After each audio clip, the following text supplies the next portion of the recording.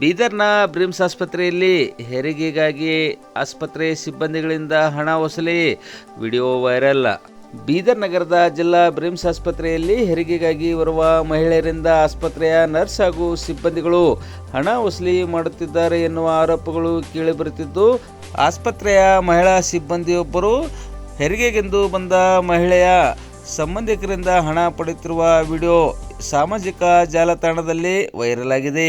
ಬೀದರ್ ನಗರದ ಜಿಲ್ಲಾ ಬ್ರಿಮ್ಸ್ ಆಸ್ಪತ್ರೆಯಲ್ಲಿ ಬುಧವಾರ ಸಂಜೆ 5:30 ಸುಮಾರಿಗೆ ಹೆರಿಗೆಗಾಗಿ ಮಹಿಳೆಯ ಸಂಬಂಧಿಕರೊಬ್ಬರಿಂದ ಆಸ್ಪತ್ರೆಯ ಸಿಬ್ಬಂದಿಯೊಬ್ಬರು ಹಣ ಪಡೆದಿದ್ದಾರೆ ಎನ್ನಲಾಗುತ್ತಿದ್ದು, ಮಹಿಳೆಯು ಹಣ ಪಡೆಯುತ್ತಿರುವ ವಿಡಿಯೋ ಸಾಮಾಜಿಕ ಜಾಲತಾಣದಲ್ಲಿ ವೈರಲ್ ಆಗಿದೆ.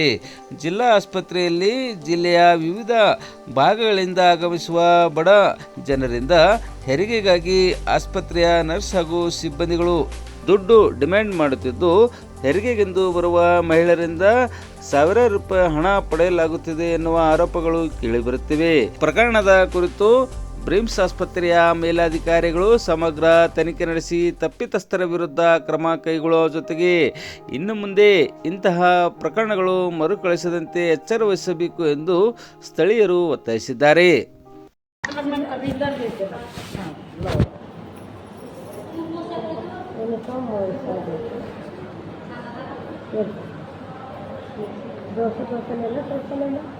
₹400 देते मेरे को,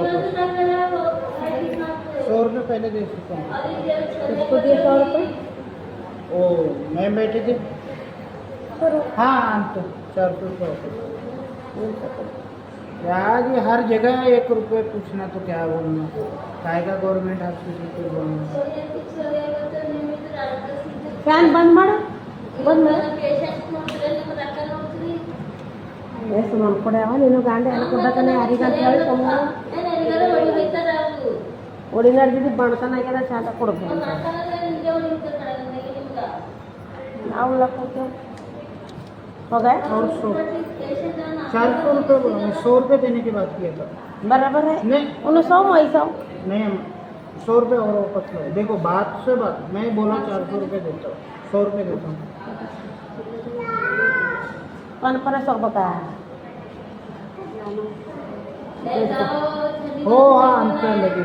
आता काय हिंट इकडचं काय बोलू पट्टी नोट चिल्लर चार्ज पड़ मत निषेध ना मार्केट मारेगा नशे में नहीं. मैं हमेशा क्या बोलूँ, 2000 रुपये मेरे इधर सुनो 200 100 400 पट्टी नोट कमा मुंदे मारो